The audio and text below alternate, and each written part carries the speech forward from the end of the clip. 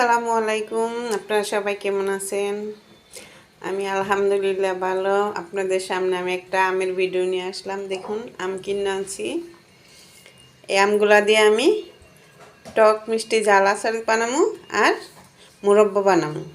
এর জন্য আমি 10 কেজি আম কিনে আনছি। এখানে বললেন না আবার 10 কেজি, আরও 10 কেজি, 5 কেজি আরও আছে। এখানে 5 কেজি আর 5 কেজি আছে। তা 5 কেজি দিয়ে মুরব্বা দিন, 5 কেজি দিয়ে টক ঝাল মিষ্টি আচার বানাবো। তার জন্য আমি আমগুলা নিয়ে নিছি। দেখুন, এখন আমগুলা আমি কেটে নিব। চুকলা ফেলাবো না, চুকলা সুদ্ধে আমি আচারটা দিব। তো এখন আমি আমটি কেটে নিব।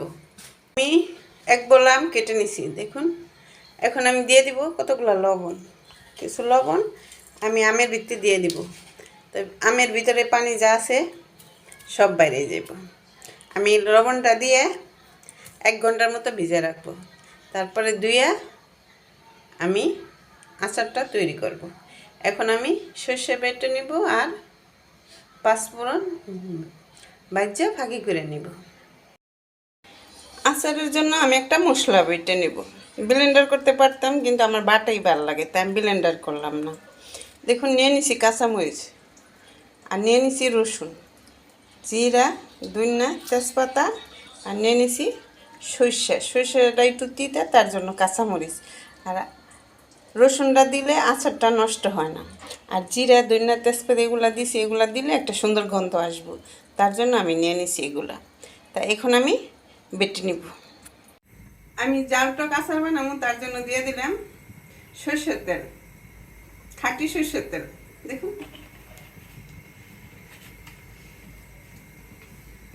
এখন আমি দিয়ে দিব যে মশলাটা বাইটে রাখছিলাম। দেখুন, এই মশলাটা তেলের ভিতরে আমি ছেড়ে দিব।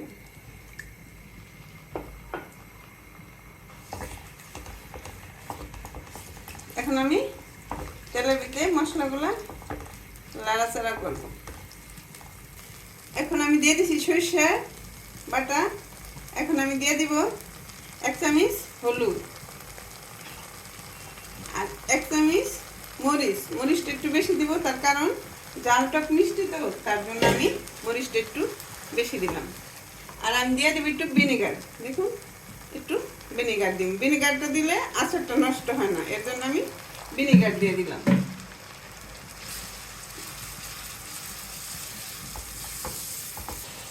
এখন আমি দিয়ে দিব স্বাদ মতো লবণ আর দিয়ে দিব আমি মজার জন্য চিনি। মজার জন্য দিয়ে দিব চিনি। এখন আমি সব উপকরণ একসাথে মিলাই নিব। সব উপকরণ আমি একসাথে মিলাই দিব। তারপরে আমি আমগুলা দিয়ে দিব।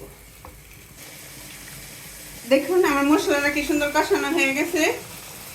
এখন আমি আমগুলা ছেড়ে দিব মশলার ভিতরে। দেখুন, আমগুলো আমি দিয়ে দিচ্ছি। এখন আমি আমগুলো আমি মশলার সাথে মিশিয়ে নিব।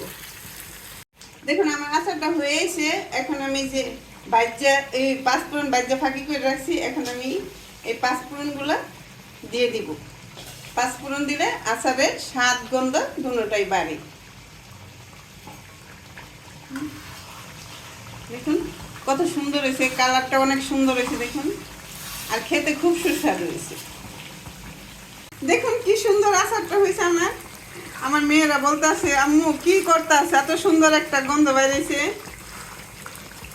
আমি আচার বানাইলে অনেক সুন্দর গন্ধ হয় আর খেতে খুব সুস্বাদু হয়, আবার আচারটা আমার নষ্টও হয় না। দেখুন কত সুন্দর হয়েছে দেখতে। টক ঝাল মিষ্টি একটা আচার আমার মেয়েরা খুব পছন্দ করে, তার জন্য আমি প্রতি বছরই বানাই।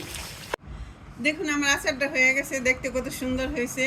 এখন আমি প্লেটে কিছু বেড়ে নিব, মেয়ে খাইবো, তার জন্য আমি একটু বেড়ে নিতেছি। আমার আচারটা কিভাবে বানাইলাম সবটাই তো আপনাদেরকে দেখাইলাম। আপনারা এমন করে বাসায় বানাই খাবেন। এটা তো আম, এটা আম এমনি স্বাদের জিনিস, তাই আমি বাড়তি মশলা বেশি দিলাম না। হয় রসুন দিতে পারতাম বা আরও কিছু, তাই আমি আর কিছু দিলাম না। কাঁচা আম শরীরের জন্য অনেক উপকার, তাই আপনারা সবাই বাসায় খাইবেন, কাঁচা আমের শরবত বানাই খাইবেন। আর আপনারা আমার ভিডিওটা দেখবেন, আমার চ্যানেলটার পাশে থাকবেন। আর খুব সুস্থ থাকবেন, নিরাপদে থাকবেন, একটা লাইক দিবেন। আসসালামু আলাইকুম।